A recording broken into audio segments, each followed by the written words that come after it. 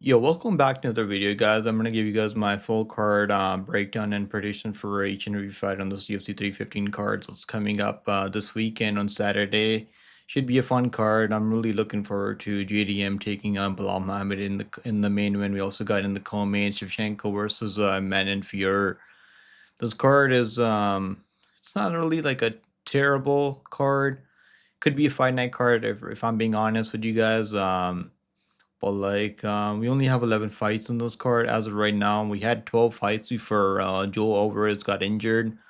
Now we only have 11 fights, and they're trying to find someone to replace Joel Alvarez against Benoit Santoni. So hopefully they can do that. I really hope and pray they can find someone for Santoni so he stays on this card. But other than that, I mean, we got Alexa Grasso versus Natalia Silva. We got Jose Aldo versus Eamon Jahabi. We got Mike Malott versus Charles Radtke. Some decent matchups on this card. We got Jessica Andrade versus Jasmine Jasudavicius. And we got Bukauskas versus Cutelaba. Navajo Stirling versus Ivan Erslan. Santos, Santos. He's hopefully stays on this card, man, because I'm really worried about him like missing weight again. Because he's supposed to fight Davy Grant a couple of weeks back at a fight night card, and he missed weight by like 5 pounds, and then they canceled that fight. So I hope and pray that he makes weight this time. This fight, no, we don't get another canceled fight on this card. We got Brad Katona taking on Baghdad Almakhan. Guys, let's start with the predictions now.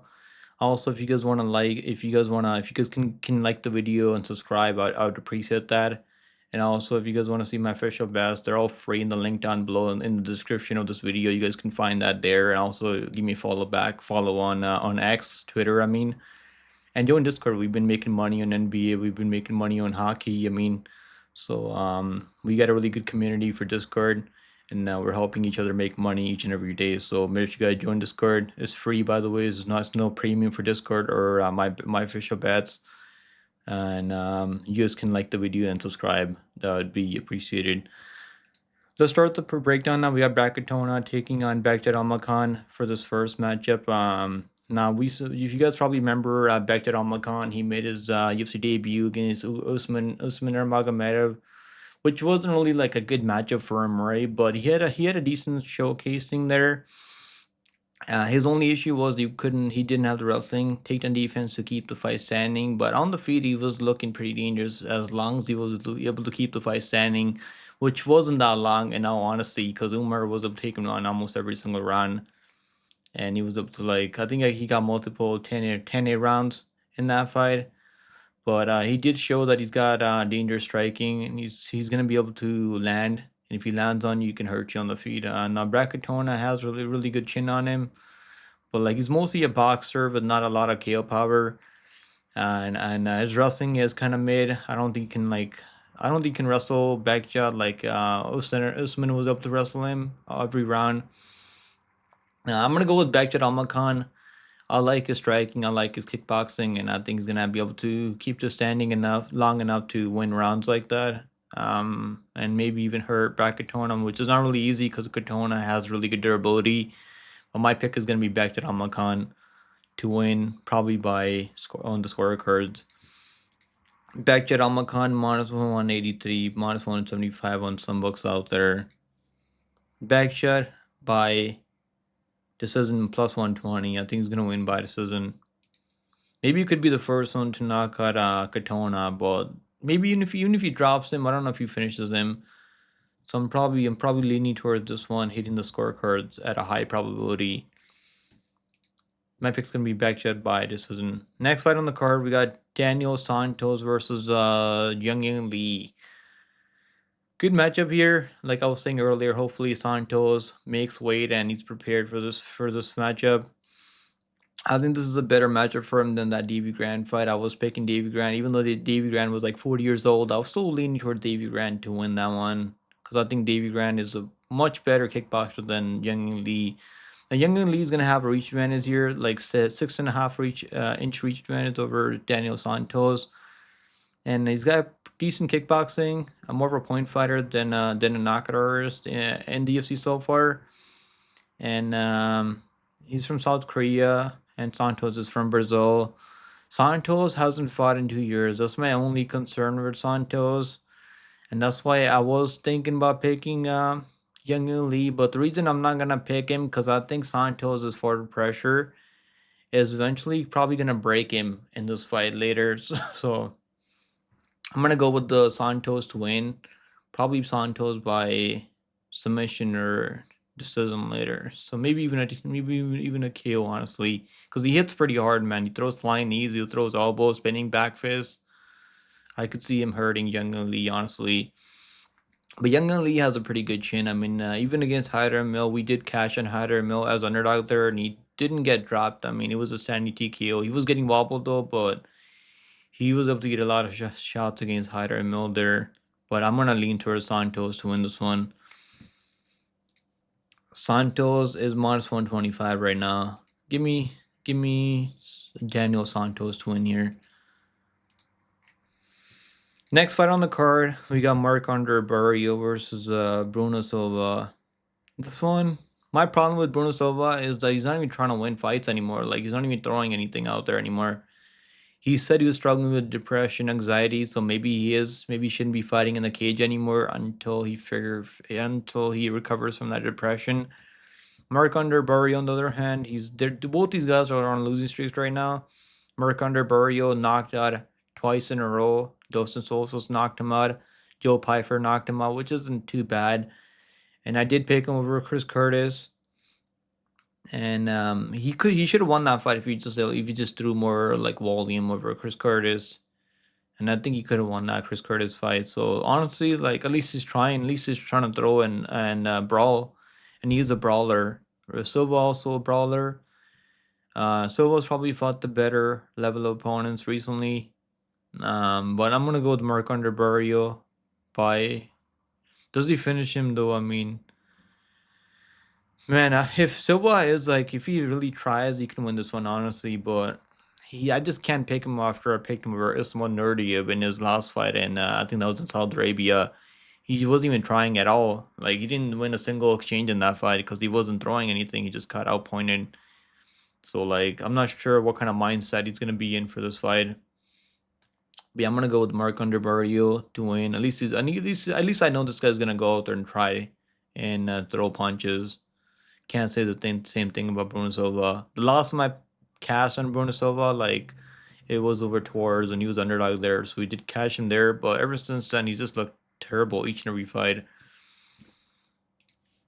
The odds for this one is Barriault minus 150 and Bruno Silva plus 130. If Bruno Silva is in a good mindset, he could definitely knock him out, honestly, because Marc-André Barriault, his chin probably is gone at this point because he's been getting knocked out cold in his last two fights. Not really the best look there. Under 1.5 rounds plus 135. I think it could go under 1.5 rounds, honestly. I could see this one, but I could also see it going over 1.5 rounds if Silva's not even trying. Give me Barriault. Next fight on the card, we got Navajo Stirling versus Ivan Erslan. Now, Ivan Erslan's last fight, it was Cutelaba, and it was a really sloppy fight. I mean, they weren't really, like, they're both not that technical, but Cutelaba was able to grapple him, get the better of the striking exchanges. And I don't think this is a good matchup for him. Navajo Sterling's gonna be the much better technical striker. He's gonna be able to use he's got more weapons in this fight: leg kicks, body kicks, high kicks, and elbows, and nice kickboxing. Right, he's training over there, city kickboxing. So all these guys have really good kickboxing over there. He's training with pretty good sparring partners like Carlos Goldberg, Israel Adesanya, some other guys over there at City Kickboxing. I'm gonna go with Navajo Sterling. I think he can. Does he knock him out though? I mean, he didn't knock out what was his name? Tokos. Maybe you can find the right shot. He can knock out Ivan Arslan. Even if he doesn't, I think he's gonna win every round pretty much. Give me Sterling to win by, I'm gonna say KO. I think you can find the knockout on this dude. Over 1.5 rounds minus 200. Under 1.5 rounds plus 160. Arslan is pretty tough though, but I've seen him drop before. And yeah, I'm gonna go with Sterling here. Next fight on the card, we got Bukauskas versus Ian Cutelaba. Pretty good matchup here. Cutelaba, obviously, he's coming up 2 wins in a row. He beat Ivan Erslan, who's fighting on the last fight. I mean, the fight under this. And he just beat Ibu Aslan. I mean, so like he actually subbed him there, so he's not looking bad. And Bukauskas, on the other hand, he's coming off that knockout win over Rafael Sarkora, who should have never been signed to the UFC. Let's be honest, because he's not good at all. And hopefully that I think they did cut him off for that last performance in that Bukauskas fight. Bukauskas, he was training with Tom Aspinall. I've seen his Instagram, and that's probably a good sparring partner for him in this fight. And Bukauskas obviously can wrestle, he can grapple, he's got good gas tank. I think he's got the much better cardio than Cutelaba. Cutelaba hits harder. I think he's got more power on the feet, and he can grapple. He's training over there, Extreme Couture. I'm gonna go with the Bukauskas. I think Bukauskas can win this one. And I like Bukauskas here as long as he doesn't die in the first round and Cutelaba knocks him out maybe early. That could happen. I'm gonna go Bukauskas to win this one. I think Bukauskas over the I think he's gonna be able to just do a little bit more than Cutelaba here. Yeah, give me Bukauskas to win this one. The odds for this one is Bukauskas -119 and -101 for Cutelaba. I think Bukauskas can win, but do I trust him? Probably not too much. But I think he can win this one. Next fight on the card, we got Jessica Andrade versus Jasmine Jasudavicius. I like this matchup for Jasmine Jasudavicius because I think she's gonna be able to get takedowns on Jessica Andrade, and if she is able to get takedowns on Jessica Andrade, I think she's gonna win this fight. Obviously this is not an easy matchup for her, but if it's standing only, then I think Jessica Andrade could probably land some hands on her and maybe knock her down. But Jasudavicius has a really good chin, but her striking defense is really bad. She's she has almost a negative striking differential. And it's probably including her grappling changes too. But if it's standing only, her striking defense is really bad. She's like a punching bag out there. But I do see her getting takedowns in this fight. She's gotten takedowns on over everyone at this weight class, other than Natalia Silva. I think that's the only fight she couldn't get takedowns in. Every other fight, she's gotten takedowns over everyone at this weight class. So give me Jasudavicius. I got her parlayed already at -275. Kind of a chalky line for WMA, but I think she's gonna win this one. Probably even find a late submission. I'm gonna say a third round submission or a TKO ground and pound for Jasudavicius. -255 for -265 for Jasudavicius. I like her here. I think she's gonna win this one. Next fight on the card, we got Mike Malott versus Charles Radtke. Man, Mike Malott, he's 11-2. Chuck Buffalo 10-4 on the other side. Chuck Buffalo's only loss in the UFC has been to Carlos Prates, where he got knocked out with that brutal knee to the liver, and that just folded him in half. Now Mike Malott also he got fraud checked by Neil Magny, where he kind of gave up after he was getting ground and pounded by Neil Magny because he was actually, I think he was up 2 rounds in that fight. Then he just died in the last round. But then he won that fight over Trevin Giles. He didn't even try to finish him. He wasn't I think he's the only guy that didn't finish Trevin Giles in the UFC. Everyone's out there finishing Trevin Giles other than Mike Malott. So I'm kind of underwhelmed. I'm not really impressed by Mike Malott all that much. He has finished some cans out there Adam Fugate or Johan Lainez, who's not in the UFC anymore, never should have made it to the UFC, let's be honest. And he finished Mickey Gell. I mean, Mickey Gell is I can't believe he's still in the UFC. Give me Charles Radtke plus 200 underdog. I'm gonna go with Charles Radtke here, man. I think he's not too bad. I think if he can get on the inside, I think he can crack Mike Malott and maybe even knock him out. I'm gonna go Chuck Buffalo by KO TKO. That's gonna be my prediction here. And I don't know if I see Mike Malott taking down Charles Radtke. I think Charles Radtke is really strong. He's training over there with Bilal Muhammad and those guys in Chicago. So I think this takedown defense is going to be fine, and it's going to be striking only. And I could see Charles Radtke. He has a nasty left hook. I could see him landing that on Mike Malott. It's not like Mike Malott has really good striking defense. Even Mickey Gall was landing on Mike Malott, I remember in that fight. He almost cracked him early. So I think Charles Radtke is definitely a live underdog here. So give me Charles Radtke plus 200 underdog. Yeah, give me Charles Radtke to win. Plus 185 on some books now. Plus 200. Still, you can still find him at plus 200. By KO TKO, plus 500 by KO TKO. This fight's canceled, guys. Hopefully they find someone for Santos, like I said earlier. And Rebecca was actually willing to take this fight on short notice. So hopefully they'll let him. Hopefully we need someone like Matus Rebecca on this card. All right, next fight on the card, we got Alexa Grasso taking on Natalia Silva. This is a good matchup, man. Both these girls are really cute.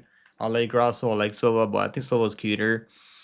And I think Silva's gonna win this one, guys. The reason I say that is Alexa Grasso is the boxer, but not really like the best for wrestling. I mean, she can get takedowns here and there, but like normally she's not really a wrestler. She's a boxer. Doesn't really throw a lot of kicks out there, so she's got to get on the inside, clinch, cage push. And that's the way she can win this fight. She can cage push, get on the inside, box up Silva. But Silva's really she's got really good footwork.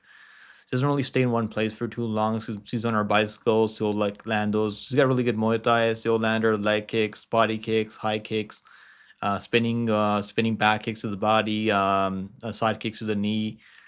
She's got so many weapons in this fight, man. I think this gonna keep Alexa Grasso guessing. Maybe she can get a takedown on Silva, but I don't really see that happening. Silva's takedown defense is like 91%. Really good takedown defense. And Jasmine Jasudavicius was actually trying to see. I don't know how many takedowns she attempted. It was a lot. She couldn't get her down even once. And Silva was actually getting the better of the grappling exchanges there, I remember. Give me Silva by decision. High confidence pick here, guys. I'm really confident. I got her with Jasmine Jasudavicius. I got her two parlays. I got Silva Jasudavicius parlay. I got another Silva Jasudavicius parlay with the Shebu Live from Ryzen last week. Pretty confident in that parlay. Minus 220. We got her at minus 188 in that parlay. I'm feeling pretty good about Silva this week. Some people, I think they got her at minus 115. Minus 110, that was the opening line on this fight. If you got minus 110, you're probably happy right now. You can even hedge on Grasso at this point. Next fight on the card, we got Jose Aldo versus Eamon Zahabi. Man, I want to pick the underdog at Eamon Zahabi here because I think he can win. In Canada, I could see another robbery. Jose Aldo, he's been getting robbed. He got robbed against Mario Batista. I don't think Batista did enough to win that fight. He was able to cage push him, but like he was getting lit up at range. Jose Aldo's boxing looks as quick as ever, man. He doesn't really throw a lot of leg kicks anymore like he used to, because he was known for those brutal leg kicks and back when it was prime Jose Aldo. Now he's not really throwing a lot of leg kicks anymore. I barely see leg kicks from Jose Aldo. Maybe his leg's injured now, but I just don't see a lot of leg kicks from Jose Aldo anymore. Eamon Zahabi, on the other hand, he's a decent boxer, and he throws a lot of volume out, 4.6, but he's absorbing 4.6 strikes per minute also. And his defense is really good. I mean, 71% striking defense is really good. He's really awkward. I mean, the way he strikes is really awkward. It's tough to get a read on this guy. Takedown defense, 83% takedown defense. I mean, Jose Aldo, 92% takedown defense. And Rob couldn't get this guy down even once. Probably not going to be any wrestling in this fight. I don't know if I see Jose Aldo shooting takedowns in this fight. I don't know if I see Zahabi shooting takedowns in this one. I think it's going to be a boxing match. And Jose Aldo should probably win on paper, but at this line, man, plus 200, Eamon Zahabi, I'm going to have to take him here at this line. I think plus 200, Eamon Zahabi by split. This isn't probably not going to be too bad of a prop here, because I do see this fight going the distance at a high probability. And I'm going to go Zahabi by decision, plus 185 for Zahabi. Aldo should be minus 200. I think he should be like minus 180-ish. Jose Aldo by KO TKO plus 475. I think he's going to go the distance. Zahabi plus 2.5 point spread. I think that's a good bet on this fight. And over, I mean, the over is like minus 300, almost minus 400 for the over. So the books think, I mean, everyone thinks this fight's gonna go the distance. So I'm gonna take the hometown guy. Hopefully, there's a robbery for old. As much as I like Jose Aldo, man, I do like Jose Aldo. Just because I'm not picking him doesn't mean I don't like Jose Aldo. But I could just see them robbing him in Canada, because I know there's gonna be a lot of people cheering for Zahabi. He's training over there in Montreal, and he's a hometown guy over there. So I think there's gonna be a lot of people cheering for him every time he lands strikes. Next fight on the card, we got Valentina Shevchenko versus Man Fear. Guys, make sure you guys do me a favor, man. Like the video, subscribe if you guys haven't subscribed to the channel yet. I'm trying to hit 4K subscribers by end of this year, so hopefully we can get there if you guys all subscribe. If you guys are new here, I go live for every UFC and a PFL card. I do fight companions and I also do a breakdown for every PFL UFC card. Sometimes I'll cover LFA, other regional organizations, sometimes, well, not often, but I do cover every UFC and PFL card. So let's break down this fight now. We got Manon Fier versus Valentina Shevchenko.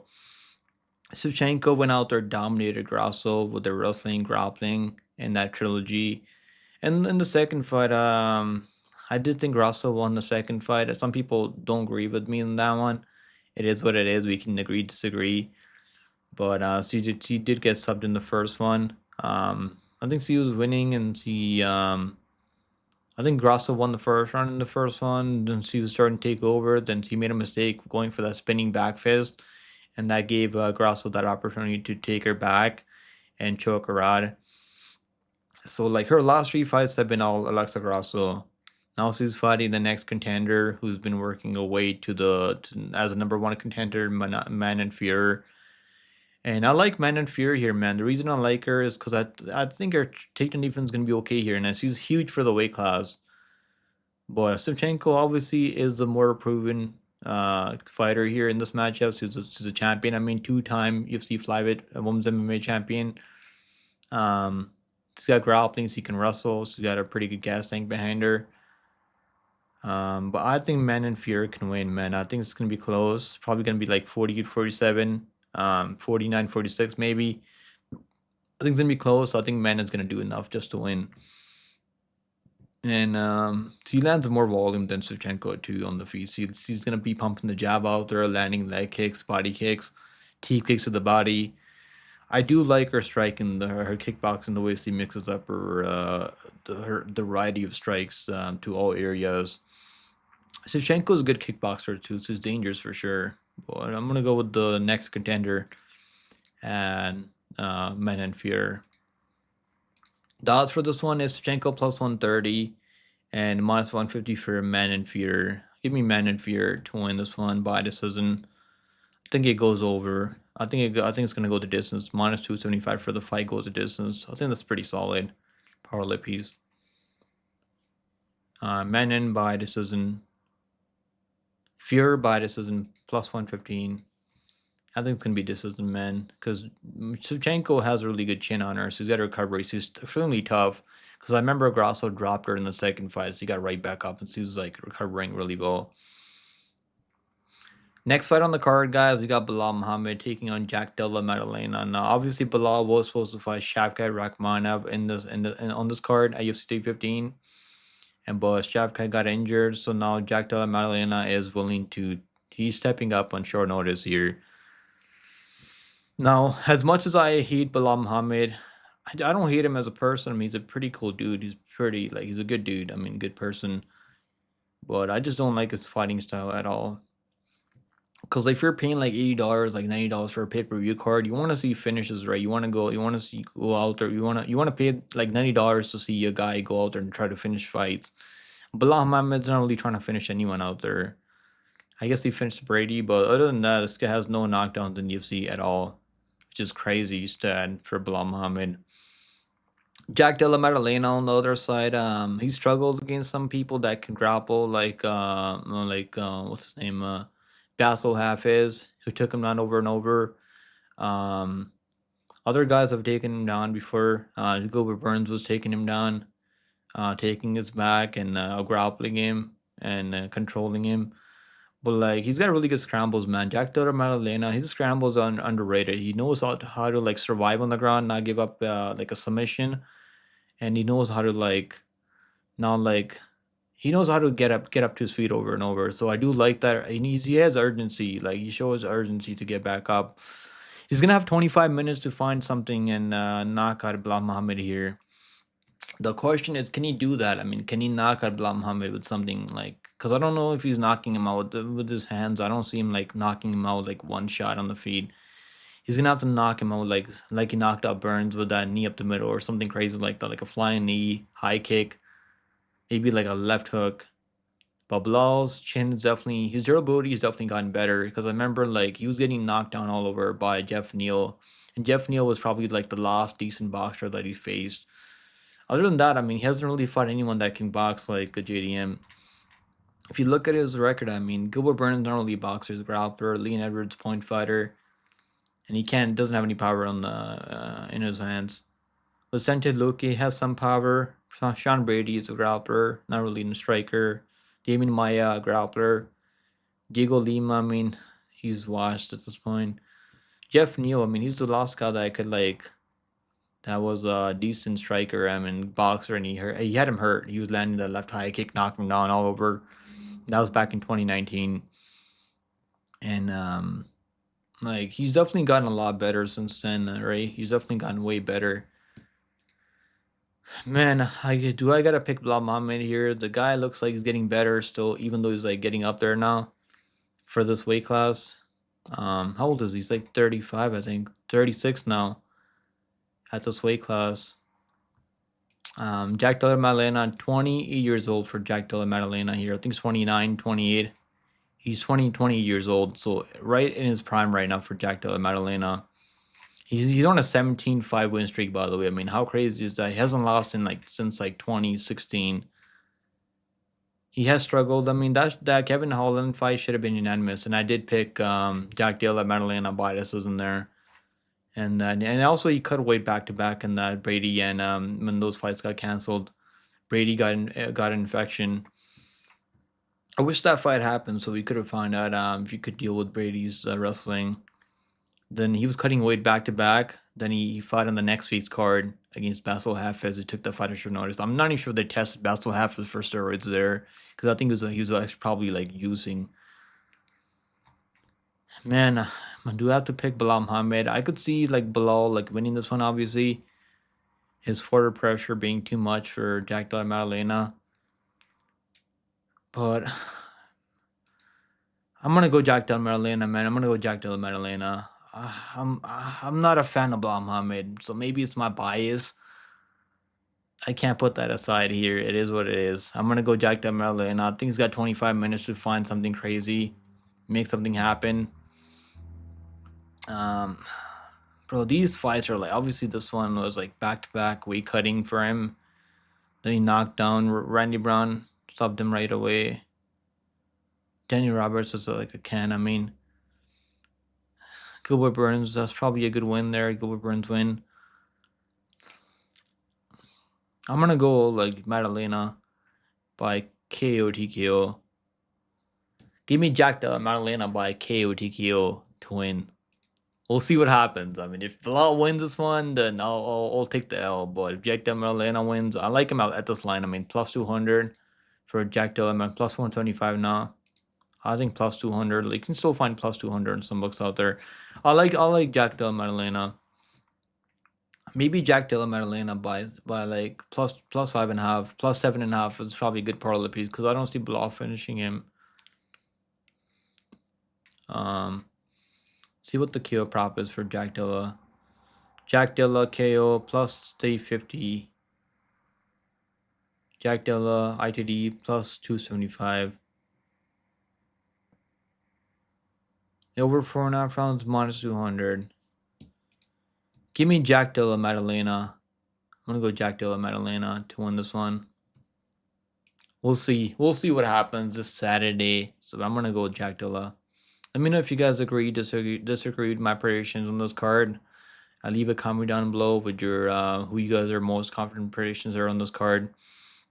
And I'll see you guys in the next one, guys. Take it easy. Have a good week. Hopefully you guys stay healthy, stay safe out there. And good luck on this card, guys. See you guys in the next one. Later.